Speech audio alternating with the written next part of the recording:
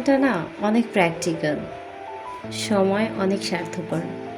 এই দুটো জিনিস কখনো মানুষের জন্য অপেক্ষা করে না, কারোর জন্যই অপেক্ষা করে না। এদের মতোই চলে যায়। ওই যে সেই পুরনো গানটার মতো, জীবনের গল্প আছে বাকি অল্প, যা কিছু দেখার নাও দেখে নাও, যা কিছু বলার দাও বলে দাও, পাবে না সময় হয়তো, জীবনের গল্প আছে বাকি অল্প।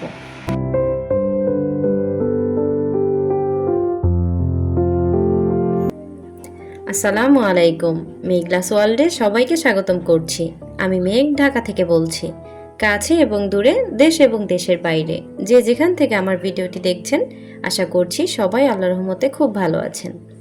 আমরাও আলহামদুলিল্লাহ খুব ভালো আছি। তো সবসময়ের মতো কিন্তু আজকেও আরেকটা নতুন ভিডিও নিয়ে চলে আসলাম। আশা করছি প্রতিদিনের মতো আজকের ভিডিওটা আমার আপু ভাইয়া আঙ্কেল আন্টিদের কাছে খুব ভালো লাগবে। তো যাই হোক, শুরুতে যে কথাগুলো বললাম সেটা কিন্তু আমার একটা নাটক থেকে দেখা। কথাগুলো কিন্তু নাটকের শেষে ছিল। আমার বেশ ভালো লেগেছিল কথাগুলো ছোট হলেও অনেক বেশি ডিপ ছিল, তো কেন জানি বলে ফেলছি। তো যাই হোক, এদিকে ঘুম থেকে উঠে কিন্তু বিছানা গুছিয়ে নিয়েছিলাম। তারপরে যে আমার যে ভাইরাল সিনটুকু, আমি জানি না আমার এই রুম ঝাড়ু দেওয়ার এইটুকু ক্লিপ না থাকলে সবাই কেন এত বেশি কমেন্ট করে যে রুম কেন ঝাড়ু দেয়নি, রুম ঝাড়ু না দিলে তো ভিডিওটা অসম্পূর্ণ থেকে যায়। তো আমি চাই না যে আমার ভিডিওটা অসম্পূর্ণ থেকে যাক। ভিডিওটা সম্পূর্ণ করার জন্য কিন্তু আজকে ঝাড়ুর ভিডিওটুকু অ্যাড করে দিয়েছিলাম। তো আমার অনেক ভালোবাসার আপু ভাই আঙ্কেল আন্টিরা আছেন যারা আমার ভিডিওটা অনেক মনোযোগ দিয়ে দেখেন, আর তারা প্রতিটা কথা আমার কমেন্ট বক্সে বলেন যে আমি কখন কোন কথাটা বলেছিলাম। আমার এটা কিন্তু অনেক বেশি ভালো লাগে। প্যার, মোহাব্বত, ইশক, ভালোবাসা, এইগুলো যতটা সুন্দর তার চাইতে বেশি ভয়ানক।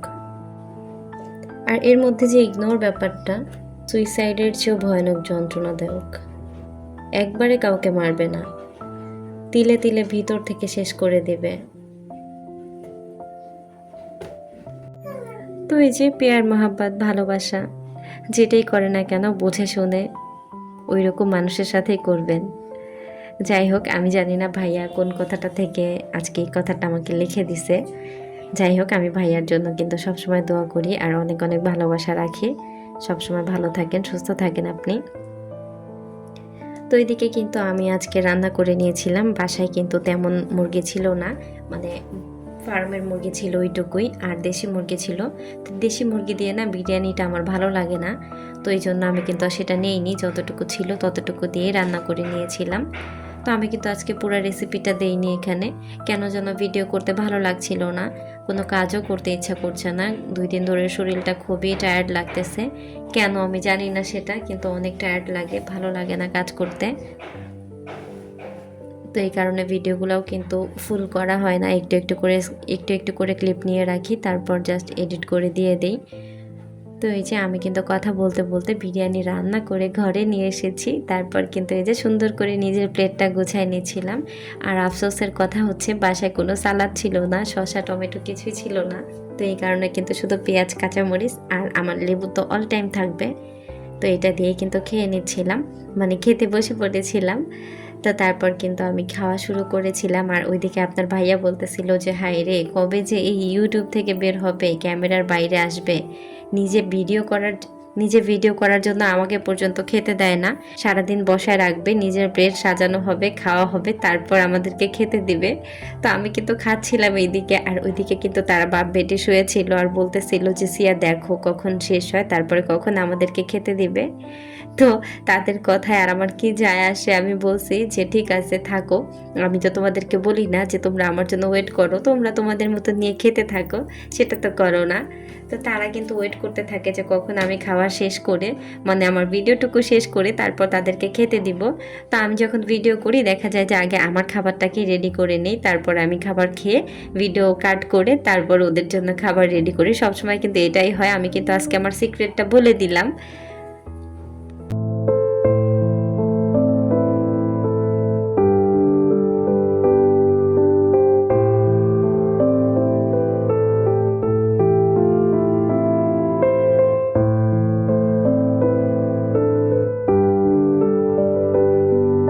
তো আজকে কিন্তু অনেক বেশি কথা বলতে বলতে আমার সেই পূর্ণ কথাটি বলাই হলো না। যারা আমার ভিডিওটি দেখতে দেখতে এই পর্যন্ত চলে এসেছেন, এখনও পর্যন্ত একটা লাইক করতে ভুলে গিয়েছেন, তারা প্লিজ একটা লাইক করে আমার ভিডিওটা কন্টিনিউ করুন। আর যারা অলরেডি কাজটি করে ফেলেছেন তাদেরকে অসংখ্য ধন্যবাদ। আর যারা আজকে প্রথম আমার চ্যানেলটি ভিজিট করছেন, আমার ভিডিও বা আমার কথা কাজের কোনো অংশ যদি আপনার কাছে ভালো লেগে যায়, আপনি চাইলে আমার চ্যানেলটাকে সাবস্ক্রাইব করে নিতে পারেন। আর পাশে থাকা বেল আইকনটা প্রেস করে দিতে পারেন। এতে করে আমি যখনই ভিডিও ছাড়বো আপনার কাছে নোটিফিকেশন পৌঁছে যাবে। আর আপনি যদি চান আপনার সময় এবং সুযোগ মতো আমার ভিডিওটা দেখে নিতে পারবেন। তো যাই হোক, এদিকে কিন্তু খাবার খেয়ে আমরা মা মেয়ে কিন্তু বের হয়ে পড়েছিলাম। তো আমার আম্মুর বাসায় যাচ্ছিলাম। তো যাওয়ার সময় ওয়েদারটা এতটা সুন্দর ছিল, আকাশে মেঘ ছিল, আবার রোদ ছিল না। তো ওইদিকে কিন্তু আবার একটু ঝিরে ঝিরে বৃষ্টি হয়েছিল, এতে করে কিন্তু রাস্তাটাও ভিজা ভিজা ছিল, খুবই ভালো লাগছিল দেখতে। তো ভিডিও করে নিয়েছিলাম, তারপর কিন্তু এই যে বাসায় চলে আসছি। তো বাসায় আসার পর আমার মা আবার বলতেছিল যে কি খাবে, কি রান্না করব। তো তখন আমি আবার বললাম যে আমার একটু খিচুড়ি খাইতে ইচ্ছা করতেছে গরুর মাংস দিয়ে। তো মা আবার তখনই রান্না করেছিল। তো আমি আবার ওই বাসায় ঘুমায় পড়েছিলাম। ঘুম থেকে উঠে তারপরে খাবার খেয়ে বাসায় চলে আসছি আবার। তো এই যে আমাদের বাসায় না ঝরঝরা খিচুড়িটা করে না, আমার আব্বা আবার ভুনা খিচুড়িটা খেতে বেশি পছন্দ করে। আর এদিকে সিয়ার পাপা কিন্তু একেবারেই উল্টো, সিয়ার পাপা আবার ঝরঝরা খিচুড়িটা বেশি পছন্দ করে। তো দুইজনের জন্য কিন্তু দুই রকম হয়ে যায়। জামাইয়ের হলে শ্বশুরের হয় না, আর শ্বশুরের হলে জামাইয়ের মন মতো হয় না। তো যাই হোক, কারো মন মতো হওয়া লাগবে না, আমি যেভাবে খেতে চাইছি আমার আম্মু সেভাবে রান্না করে দিছিল। আর আমি আগেই ক্ষমা চেয়ে নিচ্ছি, আজকে যেহেতু দিনের বেলা ভয়েস দিচ্ছিলাম, বাইরে বৃষ্টি হচ্ছে আর রুমে সিয়া চেঁচামেচি করছে, সব কিছুর আওয়াজই কিন্তু আজকে ভিডিওতে চলে আসছে। তো সবাই এটা একটু প্লিজ ইগনোর করবেন।